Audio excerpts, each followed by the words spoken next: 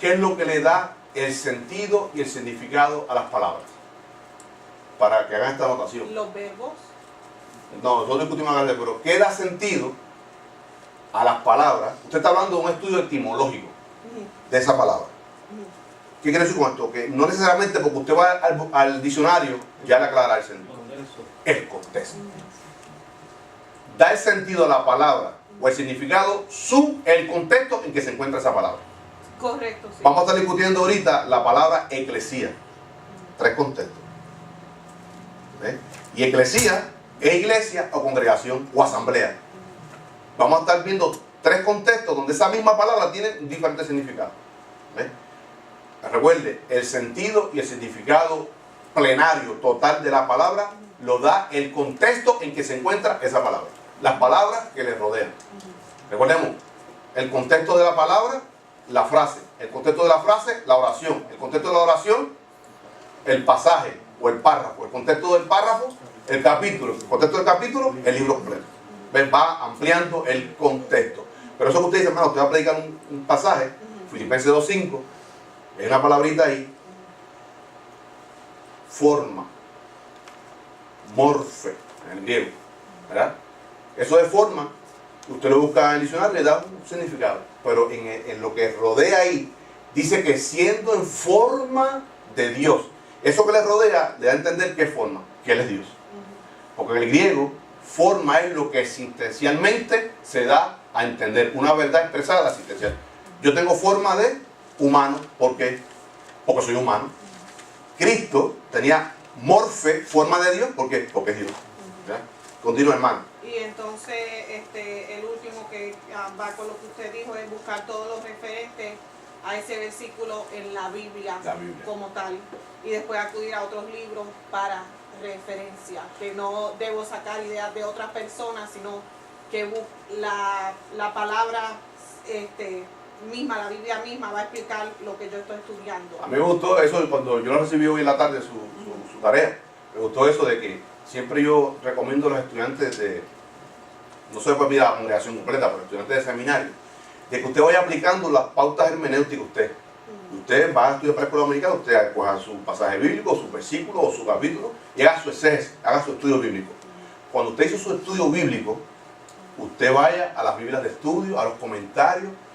Aunque ya MacArthur descubrió eso hace 30 años, hay un refrán en Puerto Rico que nadie le quita lo bailado. Usted lo descubrió por sí. ¿Qué usted va a hacer cuando va a estos teólogos serios? Usted va a rebustecer su contenido, pero haciendo precisión, citando a la persona de que usted está tomando la cita. Pastor, es una práctica que hacemos en nuestra iglesia local. Nuestro pastor cuando lee algo, esto es de estar comentarista, igual nosotros en la escuela dominicana. Dice el doctor Riley, y citamos textualmente su cita. No puedo adjudicar algo que Riley estudió como que es mío. Tenemos que tener cuidado con eso, sobre todo lo que es el plagio, en lo secular, pero sobre todo nosotros, hijos de Dios. Tenemos que tener cuidado con esas cosas.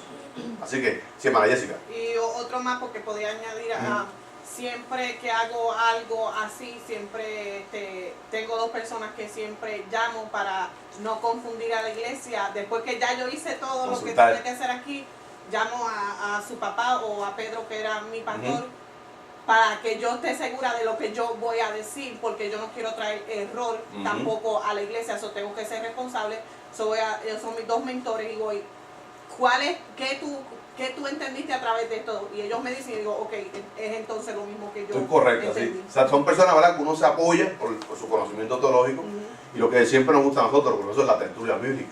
La tertulia bíblica, compartir con otros hermanos, y uno aprende tanto, o a veces a más, porque está esa intimidad entre estos hermanos.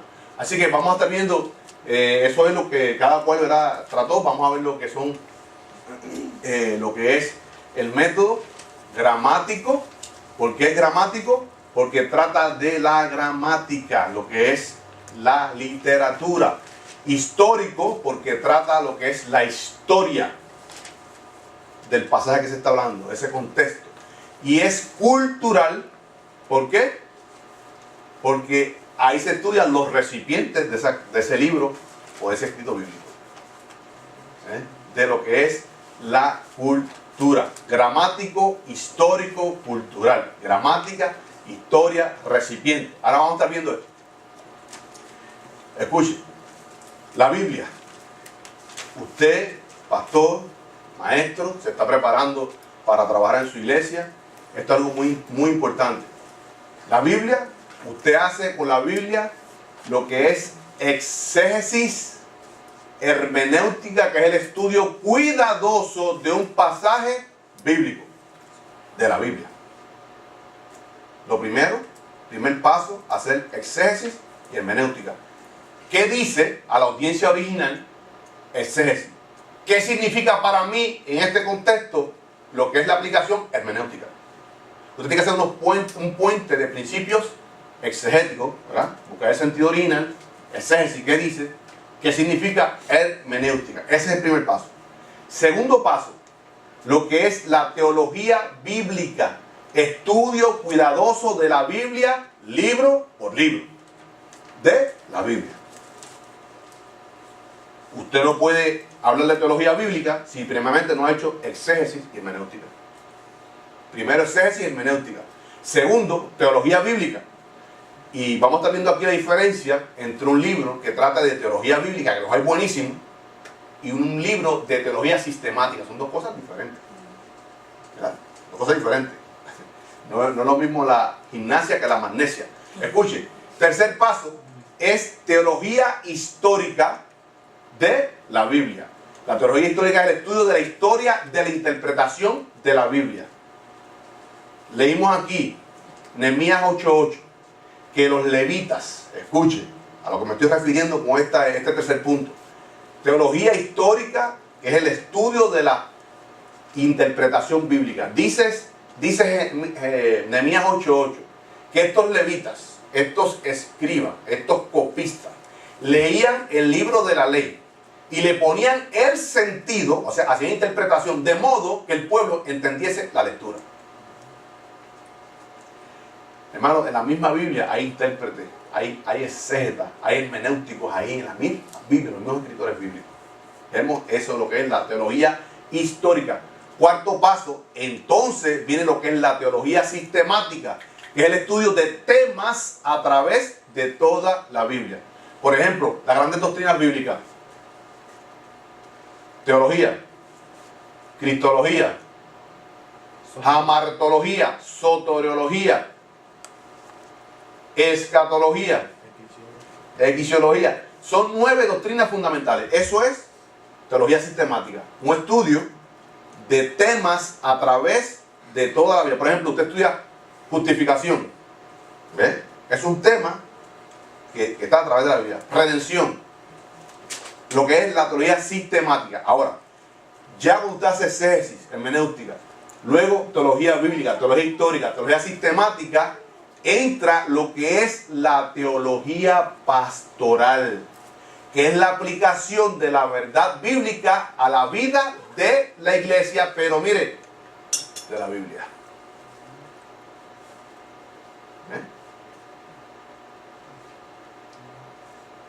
Primero exégesis, hermenéutica, teología bíblica, libro por libro, teología histórica de la Biblia, teología sistemática por temas, y estos 4 puntos lo llevan a la teología pastoral, o si usted es maestro, ponga la teología del maestro. ¿Cuál es esa teología del maestro o del pastor? La aplicación de la verdad bíblica a la vida de la iglesia, de la Biblia.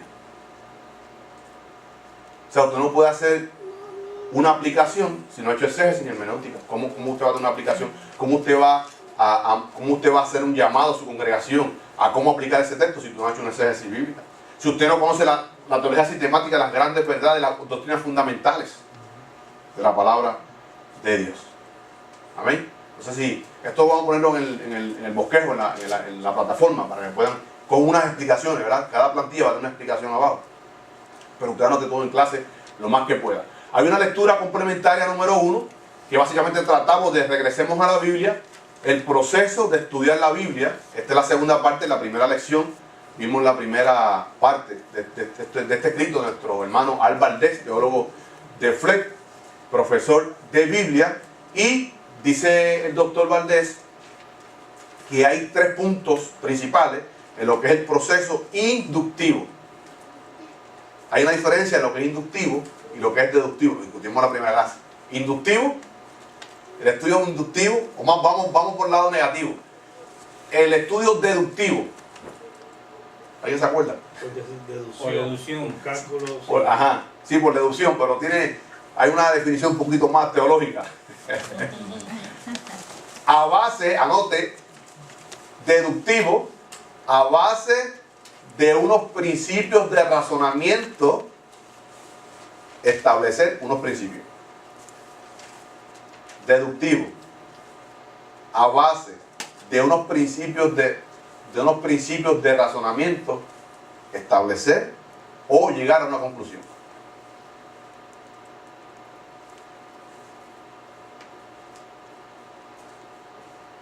Calvino usó el sistema deductivo. Tiene muchísimas cosas buenas este teólogo, pero cuando usted lee sus escritos, usó el sistema, profesor, helenista, griego. Primeramente, antes de venir a Cristo, él era un filósofo. Esto es la filosofía, inductivo. Deductivo. Inductivo, a base de unos hechos, establecer un principio teológico. Hermano, ¿por qué a base de unos hechos? Porque la Biblia es un hecho. Fíjense, un hecho que habla de la segunda venida de Cristo como en tiempos pasados, en tiempos pretéritos. Dice Enoc, séptimo de Adán, y vi al Señor que vino por la vuelta celestial. Está hablando de la segunda venida. Vi, ya lo vio como que pasó. Por tanto, la Biblia son hechos. Y a base de esos hechos establecemos, ¿verdad?, unos criterios teológicos, un principio bíblico o un principio teológico. O una doctrina bíblica.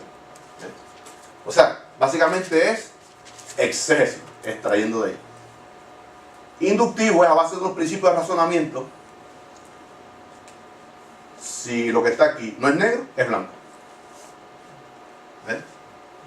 Si Dios escogió a algunos para salvación, aquellos los escogió para que se perdieran. Eso es deductivo, deducir. Si Dios escogió a esto, que su elección es bíblica, pues quiere decir que aquellos los reprobó. Dice Calvino, un decretum horrible en el latín. ¿Ven? Ahora, dice ahí que tenemos que utilizar en ese proceso inductivo clásico 3 elementos: observación, interpretación y aplicación. Vamos a estar viéndolo así a vuelo de pájaro cada uno. El proceso inductivo clásico es observación, primer paso. Segundo paso, interpretación. Y entonces aplicación. Vamos a estar explicando cada uno de estos pasos de una manera breve. Utiliza el proceso inductivo clásico. Y ese sistema inductivo clásico es desde el primer día que comenzamos hasta el día que usted se gradúe en este seminario. El proceso inductivo, extraer de la palabra de Dios, clásico. Yo compartí con nuestros hermanos que aquí no hay doctrina, vamos a decir, denominacional. Nuestra doctrina es bíblica y cristocéntrica. Número 1, observación. Observación, ese primer paso, usted va a hacer preguntas de observación. ¿Cuáles son estas preguntas de observación, este primer paso? Los 8 amigos. 8 preguntas de los 8 amigos. Haga muchas preguntas. Y esas preguntas son quién, qué, cuándo, dónde, cómo, cuánto, en qué medida y por qué. Y hay un hermano que me llamó y dice: Carmelo, hice un estudio con esas 8 preguntas tan sencillas. ¡Wow! Increíble. El sistema inductivo. ¿Quién, qué, cuándo, dónde, cómo, cuánto, en qué medida y por qué? Usted comienza a hacerle preguntas al texto. Usted lo leyó. ¿Quiénes estaban aquí? ¿Qué estaba pasando? ¿Cuándo ocurrió esto? Recordemos que yo en la primera clase traemos un río interpretativo. Que nosotros estamos en un lugar, el texto está aquí, estamos acá, pero entre medio de ese contexto y nosotros hay un río. Y ese río tiene cultura, lenguaje, situaciones, problemáticas, unos pactos de Dios con esa dispensación. Yo tengo que transportarme allá y tratar todos esos asuntos para entonces cruzar el río donde yo estoy ahora y buscar una aplicación. Tengo que buscar el sentido para esa audiencia original que trataba ese problema. Pero como la palabra de Dios es eterna, había una aplicación en aquel sentido y una aplicación hoy día. Eso lo discutimos en la primera clase, ¿verdad? De que lo que era el diferentes contextos, diferentes aplicaciones, a veces diferentes mensajes. Muchas veces distintos mensajes, distintos contextos por una misma aplicación. ¿Verdad? Hablamos de un ejemplo del arca de Noé. Había un mensaje distinto al de la iglesia hoy, ¿verdad? Había un contexto distinto del arca de Noé y al día de hoy, pero una sola aplicación. Entras al arca, tipo de Jesucristo, te salva. Te quedas fuera, te pierdes. Hoy día, otro mensaje, otro contexto, porque está Cristo ya. Vienes a Cristo, te salva. No vienes, te pierdes. La misma aplicación. ¿Ves? Tenemos que entender lo que es aplicación, contexto y todas esas cosas. Ahora, esta es la primera observación haciendo preguntas claves, preguntas sencillas. Número 2, interpretación. Ya estamos hablando de preguntas interpretativas. Preguntas interpretativas. Y tiene que poner usted esa interpretación a prueba. Pregunta, ¿qué significa? Se refiere a... Porque la frase esta dice, ¿a qué clase de juicio se refiere este texto?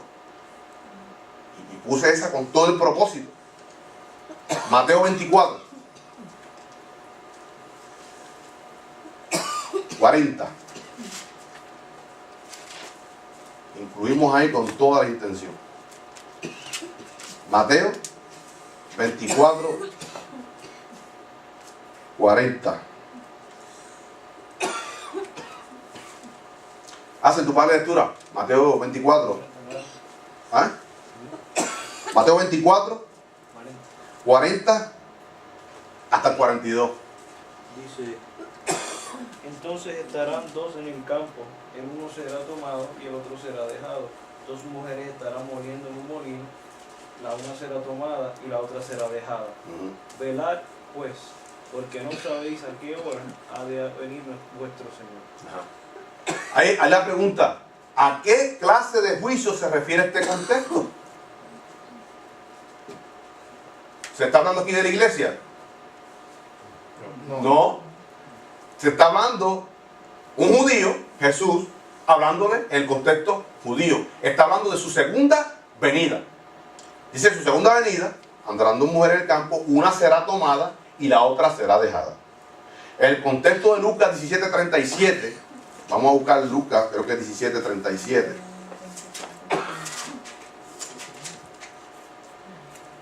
Referente, yo tengo que buscar porque Mateo se queda hasta ahí, pero Lucas abunda un poquito más sobre quiénes son tomados y quiénes son dejados. Dice Lucas 17:37. Dice, y respondiendo le dijeron, ¿dónde, Señor? O sea, ¿dónde estarán esos que han sido tomados?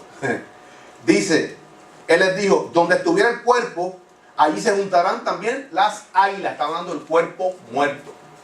En la segunda venida, cuando Cristo venga, el que es tomado es para destrucción. El que es dejado en la tierra es para que entre al reino milenial. No está hablando del rapto de la iglesia. ¿Pero? Mateo 24, 40 al 42, habla de la segunda venida de Cristo. Cristo no está hablando del rapto de la iglesia. La que es tomada, la mujer que es tomada, es para echarla a las tinieblas de afuera, para recibir destrucción. La mujer que es dejada, el hombre que es dejado, es para que entre al reino milenial, a la bendición del milenio. No lo contesta totalmente Mateo, pero Lucas 17:37 le pregunta a uno de los... Señor, ¿y eso que tú vas a tomar? ¿Dónde van a estar? Dice, donde tú veas las águilas, ahí están los cuerpos muertos. Y fíjese, nosotros hicimos un estudio aquí en la iglesia local, pastor, sobre ese texto. No son águilas, dice buitres en el griego. Son buitres. Aves de rapiña, aves que comen cosas muertas. Quiere decir que los que son tomados son para echar, y clarifica más en el Mateo 25, son echados a las tinieblas de afuera, donde está el crujir, el llorar y el crujir de dientes. Ahora, yo tengo que buscar el contexto. ¿Qué clase de juicio se refiere a este contexto? Lo que estoy leyendo, ¿verdad? Ahora, yo puedo buscar una aplicación para la iglesia. Cuando Cristo venga, unos serán tomados para irse con él en gloria y unos serán dejados para que pasen el tiempo de la tribulación. Pero yo tengo que decir el sentido original del texto. Que yo he oído pastores predicando que eso se refiere al rapto de la iglesia. Cuidado, hermano. No, ahí no está hablando del rapto de la iglesia. Inclusive, Cristo no habló del rapto. Vamos a estar estudiando ahorita lo que es un versículo implícito. Tenemos que entenderlo explícitamente. Vamos a estudiar eso. Ahora, tercer punto, aplicación. Aplicar el principio teológico. Y aquí vienen las conclusiones de conclusión. Aplicar dice, por lo tanto, en este pasaje nos pide o nos dice, entonces yo debo, ¿verdad? Son preguntas. Por lo tanto, si este pasaje nos pide esto, yo tengo que obedecer eso. Si se nos dice esto,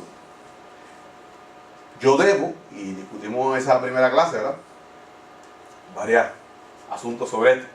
¿Qué significa? Se refiere a, ¿por qué la frase esta? ¿Qué clase de juicio se refiere? Dice, aplicación del contexto actual. Eso lo discutimos en la primera clase, vamos a refrescar. ¿Cómo es la aplicación? Yo tengo que reflexionar acerca de lo que acontece en nuestras propias vidas, en la sociedad, en mi país, en mi comunidad, en mi iglesia y en mi familia, para yo aplicar ese texto a mi vida. Número 2, buscar formas concretas de aplicar lo que hemos aprendido.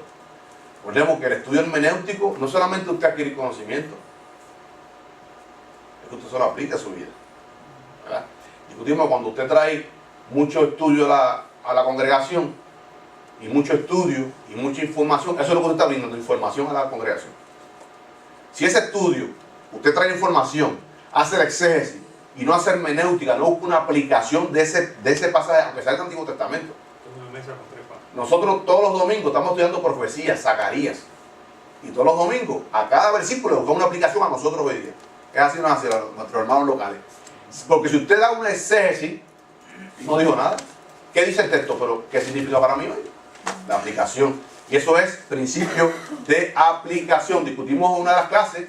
Dice, ya que el pasaje central del texto que usted está leyendo es, usted anota aquí el pasaje central. Yo debo o nosotros debemos, y usted anote la aplicación. Para que usted se lo aplique a su vida. Vamos a estar discutiendo brevemente, ¿verdad? Ya que ese pasaje que estoy estudiando, el pasaje central, Juan 3:16, es que Dios ama a todo el mundo para que todo el que en Él cree, no que crea, no es el que crea es puntual. El que crea es, creo hoy, mañana no. Creí ayer, hoy no. Voy a creer mañana, no. Eso es puntual. El que cree, creí ayer, creo hoy, voy a creer mañana. El que cree. Y buscamos la aplicación. Ahora, hay unos criterios para formular ese principio teológico para aplicarlo en nuestra vida. Hay unos criterios, y vamos a discutirlo brevemente, hay unos criterios para formular el principio teológico. Los criterios, hermano, apunta esto muy importante. Los criterios para formular el principio teológico, la aplicación a mi vida. Hay 4 criterios importantes que usted tiene que tenerlos siempre presente cuando hace el estudio bíblico. Número 1, ese criterio ese principio debe reflejarse en el texto. No inventármelo, imaginármelo, subjetivismo, o peor de los casos, lo que es alegoría. No, ese principio, número 1, debe reflejarse en el texto. Tiene que estar claro en el texto. Para cuando usted lo transmita, la gente no, sí, verdaderamente está aquí en el texto. Yo no lo había visto, pero Dios usó a este hombre, a esta mujer, y lo clarificó, ahora lo entiendo, y está en el texto. Número 1. Número 2, debe ser atemporal. ¿Sabe qué es atemporal? No fijado un solo tiempo. No tiempo. No tiempo. Recordemos, el sentido original de Zacarías 14, ¿verdad? Hay un sentido original y una aplicación a aquel contexto. Yo tengo que buscar ese sentido original, pero hay una aplicación para mí hoy también. ¿Ves? Debe ser atemporal, no vinculado a ninguna situación específica. Zacarías 14, no solamente yo puedo vincularlo más que esa situación en el año 518, cuando Zacarías da la revelación. Yo tengo que buscar una aplicación para mí en 2014 hoy. ¿Ves? No es específico. 3, no debe estar ligado a una cultura particular. ¿Por qué? Porque es un principio teológico, un principio de Dios, con una aplicación en aquel contexto y tiene una aplicación hoy y tendrá una aplicación mañana. Siempre tendrá una aplicación. No debe estar ligado o sujetado o sujeto a una cultura en particular. Número 4, debe corresponder a la enseñanza del resto de la Escritura. Hermano Eladio, consecuente con la Biblia. Siempre estamos repitiendo esa palabra, consecuente por la Biblia, debe corresponder a la enseñanza del resto. Y usted anote ahí, hermano, entre paréntesis, segunda carta de Pedro, 1:20, que leímos ahorita. No es de interpretación privada. Tiene que estar consona con el resto de la profecía bíblica. ¿Ves? Tiene que corresponder a la enseñanza total de la Biblia. Y 5, debe ser pertinente tanto para la audiencia bíblica, o sea, en ese contexto original, esos recipientes de ese mensaje, como para la audiencia de nosotros hoy aquí, en este salón de clase. Porque es palabra de Dios, viva, eficaz y eficiente. Amén. Viva y eficaz. En el griego dice y eficiente. Eficaz para nosotros que hemos recibido a Cristo.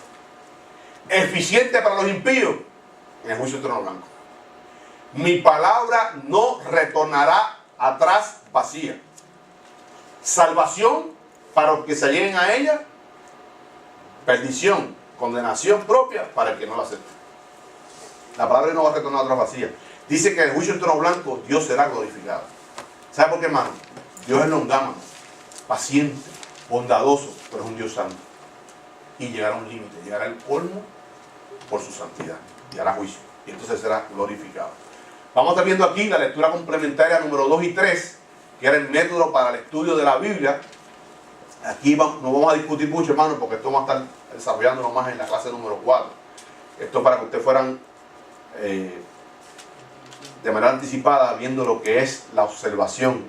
Y ahí estuvimos discutiendo la semana pasada lo que eran las conjunciones. Ustedes vieron varias conjunciones ahí, hermano Jesús, lo que son las temporales, las explicativas, las argumentativas, las de propósito, que las estuvimos viendo. Esto vamos a ir tratándolo paso a paso porque es un tema un poquito duro, un terreno un poquito pantanoso, duro. Por ejemplo, usted saque tiempo. Qué pena que en los seminarios teológicos no se da nada.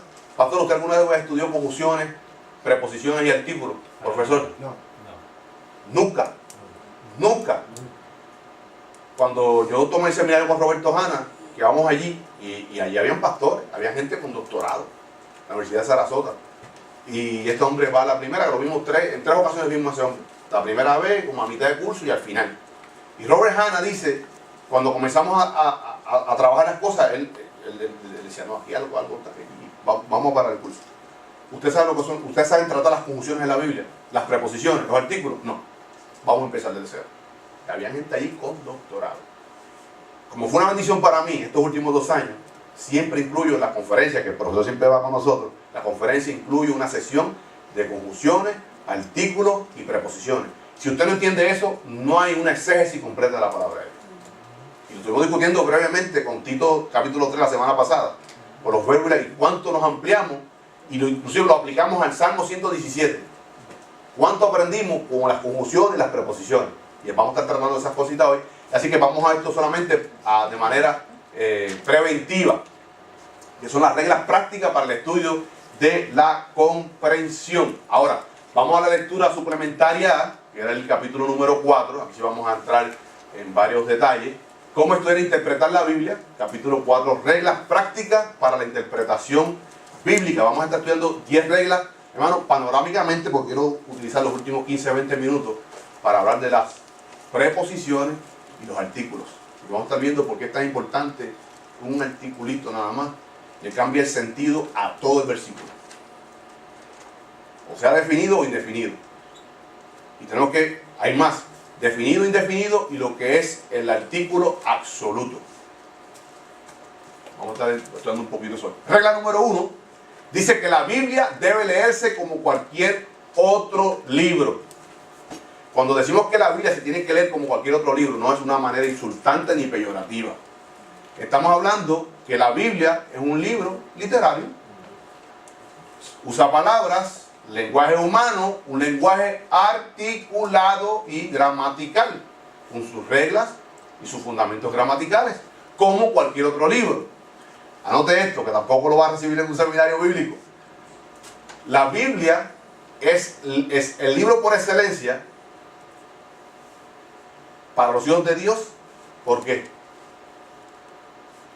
¿Por qué la Biblia es el libro por excelencia para nosotros los hijos de Dios?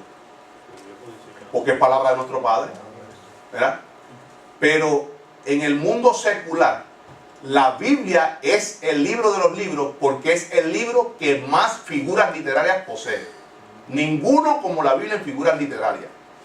Todos los demás libros, o sea, los más que se acercan a la Biblia en figuras literarias es Don Quijote de la Mancha, a nuestros amigos españoles, Don Quijote de la Mancha y la Divina Comedia de Cervantes. Son los únicos dos libros. Estos dos libros tienen 35 figuras literarias. La Biblia, 37. Hay dos figuras literarias que ni Don Quijote ni la Divina Comedia lo tienen. Son dos, que es el tipo y el antitipo. Solamente pertenecen a la Biblia. La Biblia debe leerse como cualquier otro libro. Regla número 2. Lea la Biblia existencialmente. Lo que leímos ahorita. El método inductivo. A base de unos hechos, formular unos criterios para un principio teológico. Existencial. La Biblia. Regla número 3. Las narraciones históricas deben ser interpretadas por el método didáctico. Hay historia, ¿verdad? Que tú tienes que poder interpretarla, que eso vamos entrando en el curso, cuando es evangelio, cuando son epístolas, cuando es una carta personal, cuando son salmos, cuando son sabiduría, discutimos los libros de sabiduría, cuando es poesía, y los históricos, ¿verdad? De una manera didáctica, sobre todo como Josué. El libro histórico, nuestro pastor está trayendo un mensaje panorámico de todos los libros de la Biblia. Y este pasado domingo estuvimos tratando Josué, ¿verdad? Conceptos generales, así de manera macro, de lo que es ese libro histórico de Josué. Número 4, lo implícito ha de interpretarse por lo explícito. Vamos a estar buscando un ejemplo, siempre con la Biblia en la mano, hermano. ¿Qué quiere decir esto? Lo implícito ha de interpretarse por lo explícito. ¿Qué quiere decir esto? Si alguno leyó el artículo. Lo que es implícito ha de interpretarse como explícito. Escuche, implícito quiere decir que aunque no se exprese, el texto lo contiene. Está ahí. Implícito. Aunque no se exprese, el texto lo contiene. Explícito es que lo expresa, está ahí y lo expresa de una manera abierta. La Biblia, yo tengo que tomar lo que es implícito, que aunque no se exprese, esté ahí, tomarlo de una manera explícita. Juan 14. Juan 14.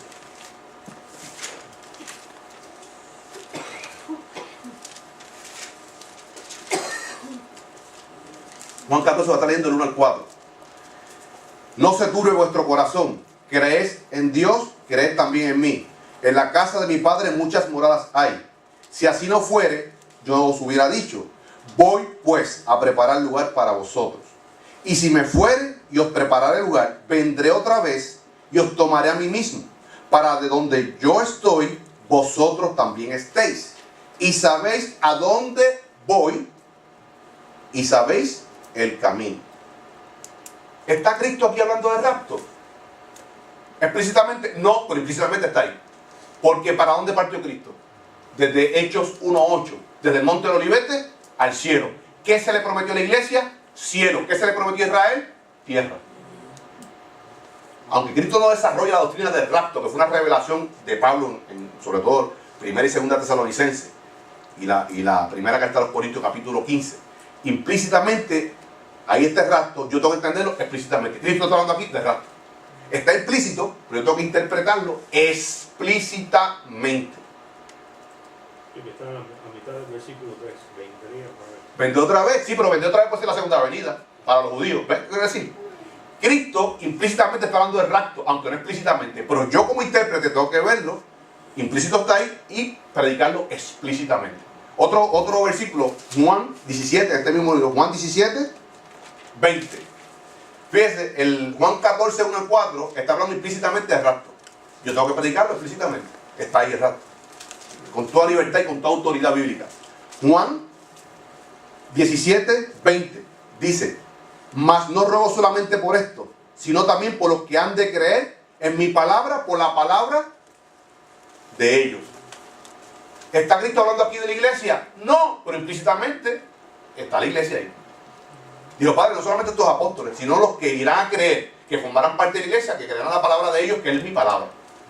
Implícitamente ahí está la iglesia. Aunque no dice la iglesia que yo, no, ahí está diciendo, no solamente estos apóstoles, sino los que creerán en ellos, a través de mi palabra, que está proclamada a través de ellos. Implícitamente está la iglesia. Yo tengo que decir, hermano, aquí se refiere a nosotros, a la iglesia. Porque dice un texto, dice, dichosos los que no vieron y creyeron. Por eso que Juan dice en su primera carta, nosotros no solamente que lo escuchamos, lo vimos, lo palparon nuestras manos. Todavía ese texto que leímos al principio, segunda carta de Pedro 1:20, el 15 arriba, dice que esa experiencia que él tuvo en el monte de la transfiguración. Pedro está diciendo, esa experiencia fue para nosotros tres nada más. Pero ustedes, nosotros tenemos lo más seguro, que es la revelación de Dios. ¿Verdad? La revelación de Dios. Por tanto, esa regla es importante. Lo implícito ha de interpretarse de manera explícita con toda autoridad bíblica. Usted está en la autoridad de Dios, de que ahí está hablando porque está implícito ahí. 5.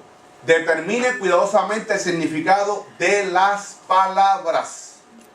Determine el significado de las palabras. Vamos a estar buscando aquí ahora varios versos aquí que yo tenía anotado, que quiero buscar. Discutimos que el significado de las palabras lo da el contexto en que se encuentra esa palabra. ¿Verdad que sí? El texto donde se encuentra esa palabra. Vamos a estar buscando Mateo 16, 18. Mateo 16, 18. Como una palabra, una misma palabra, tiene tres diferentes significados. Y el significado lo está dando en el contexto que rodea esa palabra. Mateo 16, 18. Alguien puede dar lectura en voz alta y clara. Mateo 16, 18. Yo también te digo que tú eres Pedro, y sobre esta roca edificaré mi iglesia, y las puertas del Hades no prevalecerán contra ella. Escuche, hermano, la palabra iglesia en el griego, ahí Jesús dice eclesia. ¿A qué se refiere? A nosotros. Yo edificaré la mía, eclesia. ¿Verdad? Piensa el contexto, ahí se refiere a iglesia, a nosotros. Hechos 19:32, la misma palabra. Hechos 19:32, libro de los Hechos 19:32. Le doy lectura, lo tenemos. Hechos 19:32. Unos pues gritaban una cosa y otros otra, porque la eclesía, dice ahí concurrencia, pero el griego eclesía, estaba confusa y los más no sabían por qué se habían reunido. En el griego, usted busca en el interlineal de Francisco de la Cueva o de Juan Vidal, dice ahí eclesía. Dice que esa eclesía, que es asamblea o congregación, estaba confusa. Ahí no se refiere a nosotros, la iglesia. Ahí está hablando de una turba social. Pero fueron convocados a hacer turba, ¿verdad? En ese mismo capítulo 19:39, el 39, ese es más abajito.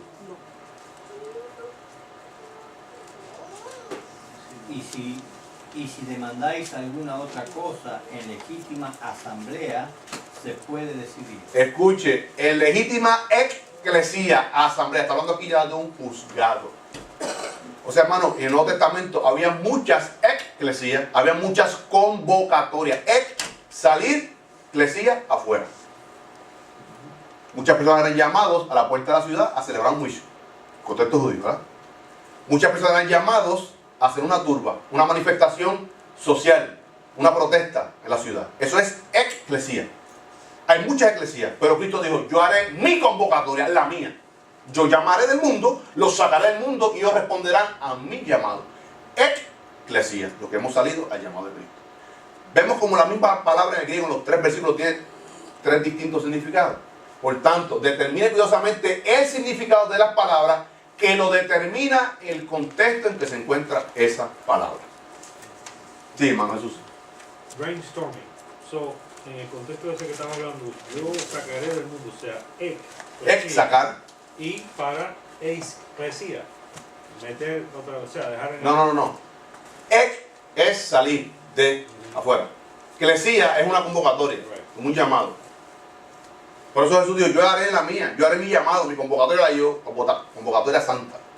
Pero dentro de lo que dijo es de que nos sacó del mundo para dejarnos en el mundo para que seamos la iglesia. Pero, ajá. En ese caso se usaría el E y S, que significaría hacia adentro. El contexto de que ya que nos sacó, ahora nos metió en el mundo para que nosotros... No, porque es que nosotros salimos del mundo. Estamos en el mundo, pero no somos del mundo. Correcto, sí, no somos, porque no estamos en él. No estamos en Cristo, la iglesia. Estamos en el mundo. Nada más con un... Hizo eclesia, hizo un llamado a la computadora y respondimos con la asistencia del Santo Espíritu. 6. Dice, note la presencia del paralelismo en la Biblia. Escuche, hermano. Hay doctrinas paralelas. Tiempo para esta advertencia. Si usted quiere forzar una, va a doblegar la otra. Si usted escoge esta, va a doblegar la otra. Hay doctrinas que son paralelas y todas en Cristo. ¿Hay doctrina de elección bíblica? ¿Eso es Biblia? Sí, doctrina. ¿Hay doctrina de la libre gracia de Dios? Sí, doctrina. Son doctrinas paralelas que yo no puedo convergerlas porque doblego una. Tengo que entender las doctrinas como bíblicas. Elección de Dios, pero también una libre gracia. De tal manera amó Dios, no solamente lo ha escogido al mundo, para que todo aquel que en Él cree no se pierda, mas tenga vida eterna. ¿Entiendes? No es que todos van a ser salvos tampoco, no universalismo.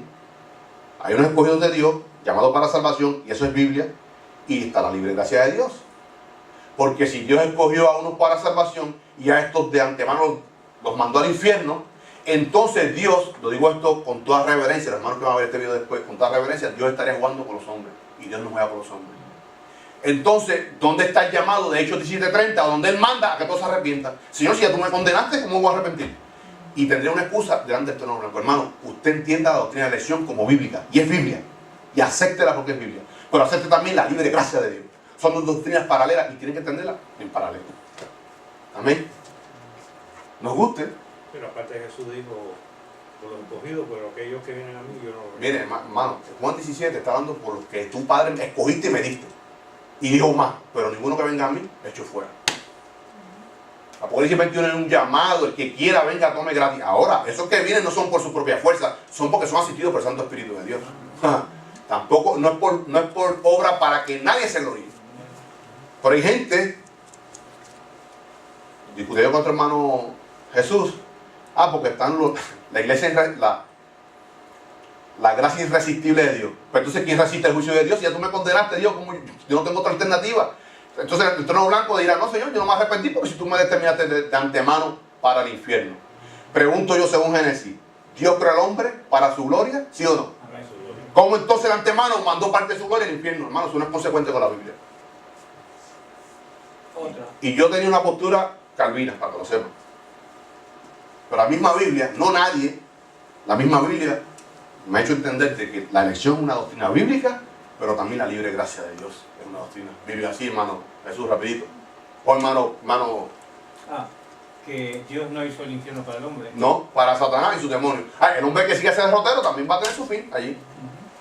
Nosotros predicamos la gracia de Dios, pero también predicamos los juicios de Dios, también predicamos sobre el infierno, ¿sí, hermano pastor? Dice Colosenses que todo fue creado por Él y para Él. Y para Él. Todo, aún a las personas que van a sufrir con Él.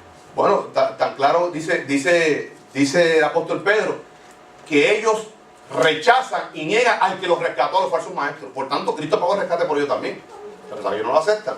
Entonces, Cristo murió potencialmente en favor, pero no en lugar. En lugar hasta que usted venga a Cristo. Entonces los méritos que son aplicados a usted. Una cosa es morir en favor de la humanidad y otra es en lugar. La muerte vicaria de Cristo solamente es a los creyentes. ¿Verdad que sí? a los creyentes, y voy a hacer un paréntesis aquí, hermano, perdone que tome este paréntesis. Los niños son salvos automáticos, automáticamente son salvos, bíblicamente. Ajá. Bueno, los niños si mueren en ese estado de... Vamos ahí. Vamos bíblicamente, que esto fue una pregunta que me hizo un hermano de la escuela, en nuestra iglesia local, hermano pastor, y otro hermano me quiso abundar un poco más sobre él. Los niños nacen en pecado. Pecado heredado, ¿verdad que sí? Pero ese niño que nació no es salvo automáticamente. Ahora, si ese niño muere, se le aplican los méritos de Cristo y va a la presencia del Señor. La gracia sigue siendo por gracia. Ajá. Porque Isaías 53 dice que Él murió por nuestro pecado original y por nuestros pecados, plural. O sea, Él murió por el pecado. Un niño, esa niña no tiene conciencia entre el bien y el mal. Ella no tiene culpa de que haya nacido, que haya arrastrado ese pecado. Si le pasara algo, los méritos de Cristo son aplicados a ese niño, pero no son salvos automáticos. Ahora, los pecados que ya yo cometí, también cuando yo vengo a Cristo, los méritos de Cristo van sobre el pecado que yo arrastré, ese pecado singular, y los pecados míos plural, y más por las transgresiones. Entonces la diferencia entre pecado y transgresiones. Pecado lo comete el impío, el creyente comete transgresión porque ya está en conocimiento, que es peor. Pero dice que Cristo murió por el pecado original, murió por mis pecados y por mis transgresiones. Cuando yo resbalo y transgredo, pero si me arrepiento, es restaurar la comunión. ¡Aleluya! Esa es la gracia de Dios manifestada. Por tanto, el paralelismo de la Biblia. Número 7, note la diferencia entre el proverbio y la ley. Eso vamos a estar abundando en ese estudio un poquito. La diferencia es palabra de Dios el proverbio. Hay muchos proverbios que es de modo de aconsejar, pero hay una ley. Vamos a estar haciendo la diferencia entre el proverbio y la ley. Esa es regla número 7. Regla número 8. Observe la diferencia entre el espíritu y la letra de la ley. Doble connotación. Y la letra mata. Seguro, la letra de la ley mata. La ley no salvaba a nadie. La ley era un espejo para mostrar que estabas mal, que no podías cumplir con eso, que necesitabas el rescate de un salvador. Un copastor me dice a mí, nada, tanto estudiar para que Carmelo, si la letra mata. Ay, santo. Ay, santo, escuche que el profesor. No estudié tanto amor por la letra mata. Mira, aquí dice la letra mata. Un copastor. Digo, usted está en contexto, ¿sabe lo que dice ella? ¿Sabe de qué letra Pablo está hablando? Si cuando Cristo dijo, observar las escrituras, porque en ella está la vida eterna. Entonces, como usted dice, mientras más yo sé de la palabra, más Dios, más me confirmo en mi fe, más va creciendo. Dice Pablo, la obra de vuestra fe. No la fe inicial, sino la obra que va incrementándose, que va creciendo. Por tanto, vamos a hacer esa diferencia entre el espíritu y la letra en esa regla número 8. Número 9, tenga cuidado con las parábolas. Anote esto, hermano. Las parábolas, escuche, cuando hay mención de nombre, no es parábola. Si se menciona un nombre, Cristo hizo una historia de Lázaro y el rico. Hay un nombre ahí, eso no es una parábola. Es una historia que Él construyó para expresar una verdad espiritual. Si usted ve un nombre, ya no es parábola. Vamos a estar viendo esa regla sobre la diferencia entre, hermano, una parábola es, profesor, una símil en extensión. Parábola es una símil ampliada. La parábola. Y la última regla, tenga cuidado con la profecía batídica. Nosotros estamos estudiando, nuestros hermanos de la iglesia local, la profecía de Zacarías. La profecía tiene un cumplimiento inmediato, hay un cumplimiento eventual y hay un cumplimiento total, plenario, que él es escatológico y tiene que entender eso. ¿Verdad? Porque si no, hacemos lo que se llama teológicamente anacronismo. Sacar de tiempo una profecía. ¿Ve? Si usted interpreta Mateo 24, 40 al 42 como el resto de la iglesia, usted está haciendo un anacronismo. Está sacando fuera de tiempo esa profecía que Cristo dio. Él está hablando de la segunda venida. Entonces, está tomando por los pueblos y trayendo al resto de la iglesia. Eso es anacronismo, hermano. Y eso es una herejía. Y trae una doctrina de rol. Está mal, porque está mal interpretado. No puede ser. Y tenemos que tener cuidado con eso. Ahora, vamos rapidito, hermano. Conjunciones, lo estudiamos la semana pasada. Lo que son las conjunciones. Hoy vamos a tratar rapidito lo que son las preposiciones y los artículos. Y usted dirá, bueno, si esto no es una clase de español, ¿por qué conjunciones y preposiciones? Bueno, tenemos, ¿cuál es el método correcto? Gramático, histórico, cultural. Pues sí que sabe la gramática, porque si no sabe gramática, ¿cómo va a interpretar la Biblia? Vamos a estar viendo eso rapidito sobre, voy a avanzar aquí porque ya nosotros habíamos estudiado las conjunciones. Vamos a entrar directo a lo que son las preposiciones. Mire, hermano, preposición son palabra invariable que se utiliza para establecer una relación de dependencia entre dos o más palabras. Es una palabra invariable y se utiliza para establecer una relación de dependencia entre dos o más palabras. Puede ser entre una palabra y la otra, o entre una palabra y la frase que le sigue, o la frase que le antecede. Y esa preposición, eso no está aquí, usted anótelo. Después que usted anota esa definición, la preposición, cuando está antes, es prefijo. Cuando está después, es sufijo. Vamos a estar viendo en el estudio, eventualmente, por qué la diferencia entre sufijo y prefijo. Esa misma preposición. Escuche. Las preposiciones más comunes en la Biblia son bastantes, pero nosotros vamos a estar tocando siempre 13 o 14, como los que usamos en las conjunciones. Preposiciones a, ante, bajo, cabe, con, contra, de, del, desde, en, entre, hacia, hasta, para, por, según, sin, so. Solamente 2 veces en la Biblia se usa so. Vamos a dar una asignación para quien encuentre esos 2 versículos la semana que viene. So, esa preposición so. Sobre, tras, y el primero que yo escuché pronunciar eso fue un español, Elvis Luis Carballosa. ¿Lo conocen a Carballosa, el teólogo? Elvis Luis Carballosa. Sí. Profesor de este humilde servidor. He aprendido mucho de ese anciano, súper sabio en la palabra de Dios. Elvis Luis Carballosa. Estamos haciendo los contactos a través del Ministerio de Sion Radio a tratar de que esté aquí en verano con nosotros. Tratar de que Luis Carlos esté en verano con nosotros acá. Así que estamos ya entrando en conversación. Pasa que nuestro hermano Carballosa ya está a los 82, 83 años, está bastante ancianito y está limitándose un poco la fuerza, ¿verdad? Pero él posiblemente esté con nosotros acá en verano.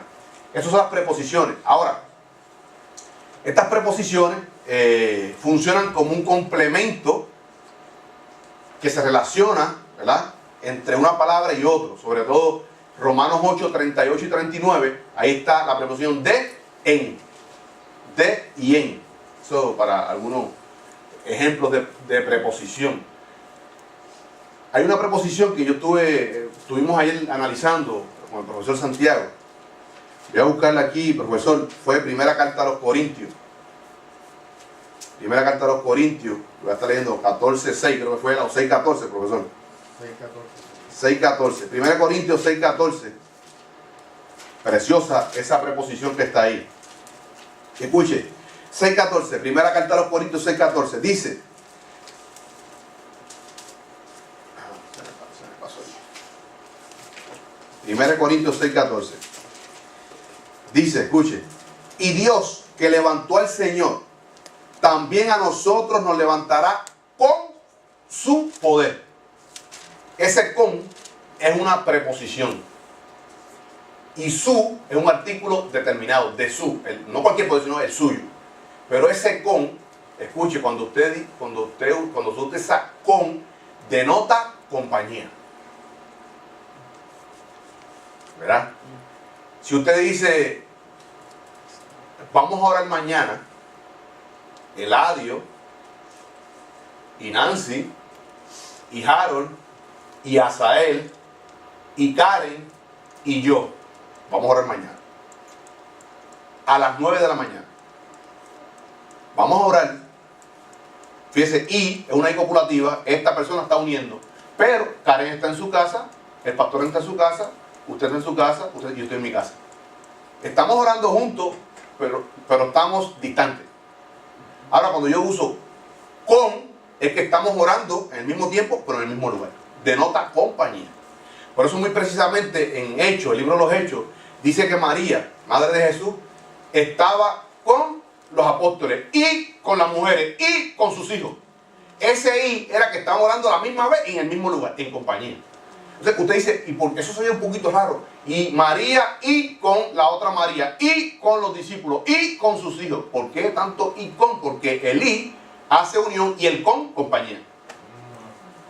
Fíjense, lo que una copulativa y una preposición y con, ¿cuánto amplía la exégesis? Vamos a buscar ese versículo.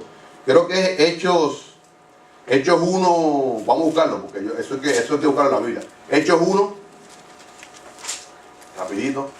Hechos 1.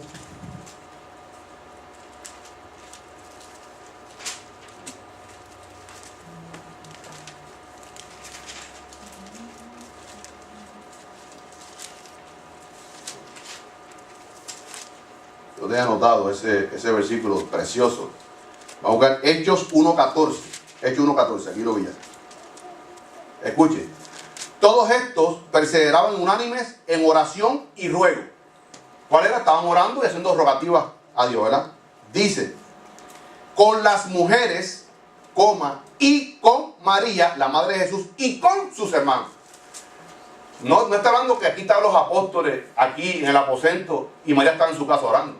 Si fuera ahí, sí puede denotar unión, pero distancia. O sea, estaban en un mismo sentir, en un mismo espíritu, una misma oración, pero María en su casa y los apóstoles en el aposento. No, dice que María estaba y con en compañía. ¿Ven la diferencia entre esa preposición? Para cuando podemos entenderla, que denota compañía. Dice ahí, 1 Corintios 6.14, que el mismo que con su poder, con ese mismo poder, no con otro, seremos nosotros resucitados. Profesor, levantados. Dios no es Dios de muertos, Dios es Dios de vivos. Los creyentes, hay separación del cuerpo de la materia y del neuma. El neuma va a Dios. Y el que esté en reposo está consciente. Aunque no esté en actividad, pastor, los hijos de Dios están conscientes delante de la presencia de Dios. Dios no es Dios de muertos. Digo esto porque el pastor recalca mucho eso. ¿Sabe por qué?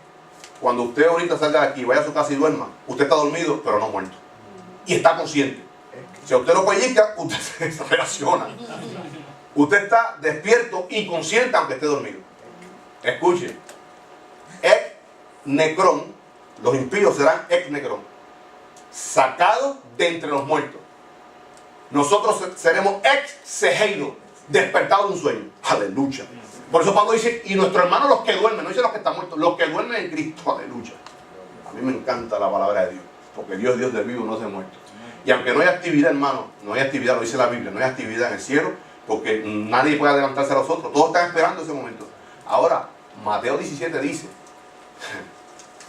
aleluya, y en el monte de la transfiguración, nuestros hermanos Moisés y Elías, porque ya no vio muerte, ya fue transformado, pero Moisés murió, fue sepultado por Jehová.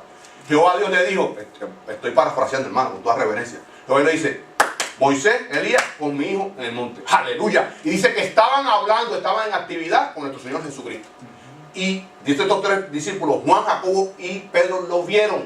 Señor, haremos 3 enramadas, 3 casuchas, una para Elías, una para ti y una para Moisés.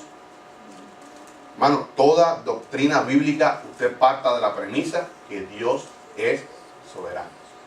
Él actúa como Él quiere. No hay actividad, Biblia lo dice que no hay actividad, que estamos conscientes pero estamos en reposo. No hay actividad. Pero Dios que es soberano, levantó a Moisés del sueño y Elías los mandó porque Él es soberano. Nuestro hermano Carlos Zazueta, escucha. Hay una operatividad de las lenguas de la iglesia, pero la vigencia la da Dios. Nuestro hermano Carlos Zazueta, nosotros lo conocemos por el Ministerio Radial. Carlos Zazueta es el pastor que transmite el programa español de Insight for Living, Visión para Vivir. Carlos Azueta hace 2 años fue a predicar a China, a una conferencia para pastores y líderes. Había más de 2000 ministros de Dios allí. El traductor chino, nuestro hermano pastor Azueta, él es mexicano, habla español y habla inglés. Y este hombre bautista, fundamentalista. Cuando el día antes, el sábado, el viernes, el que le iba a traducir era un empleado de los trenes de China, se le partió una pierna. Nuestro hermano Carlos Azueta, el único intérprete era él, no hay intérprete. Ese hombre comenzó a orar desde el viernes en la noche. Y la conferencia era a las 2 de la tarde. Él fue en oración. Él dijo: Señor, yo vine aquí porque tú me trajiste. Mi lenguaje vernáculo es español. Yo soy mexicano. Yo hablo inglés. Yo hablaré inglés porque el chino sabía más que inglés nada más. ¿Qué hizo él? Habló en español. Los 22.000 chinos que habían allí entendieron el mensaje. Dios dio el poder de la interpretación de lengua, porque la vigencia es de Dios. Amén. Él habló español, un lenguaje es su lenguaje. Los chinos, los 2000, entendieron lo que él predicó ahí. Eso es el poder de Dios. Amén. Vigencia, Dios dio la interpretación de esa lengua que era desconocida para él. Y todos se edificaron. Y todos se edificaron. ¿Por qué? Porque Dios es soberano. Ahora, hermano, artículo rapidito para terminar. El artículo determinante gramatical que indica referencia a un elemento concreto o conocido, eso es el artículo determinado. Y usted póngalo ahí, definido, que es sinónimo, determinado o definido. O bien a uno desconocido o a la especie en general indeterminado o indefinido.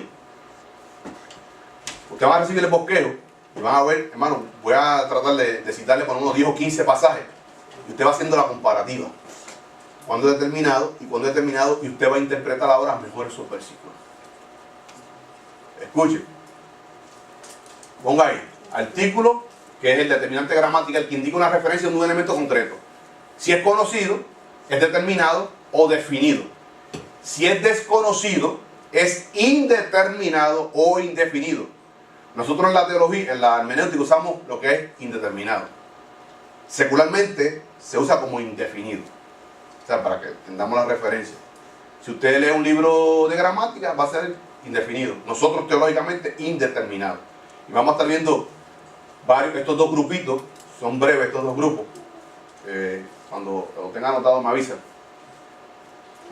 Y vamos a buscar un solo versículo para que usted vea la diferencia entre un artículo determinado y uno indeterminado. Escuche, tipos de artículos. Los determinados o definidos. El, la, lo, al, los, las y su. Siempre que se refiere a Dios es su poder, su gloria. El, la determinado. Escuche, anote esto. Lo, estos dos, los voy a marcar aquí. Esos dos, lo y al, no solamente son determinados o definidos, sino que son absolutos. Lucas 3 dice, refiriéndose a Jesús, al santo ser. Al santo es santo en absoluto. No dice el santo ser. El santo ser es determinado, pero no absoluto. Y la santidad de Cristo es absoluta. ¿Ve la diferencia? La Biblia que usted reciba ahora en adelante, que diga el santo ser, usted ponga en su Biblia, lo tacha lo santo o al santo ser, porque es absoluto. ¿Sabe? No es el santo, hay Biblias que dicen el santo ser que nacerá. No, el santo es determinado, el santo ser, pero no es absoluto. Porque Él es santo.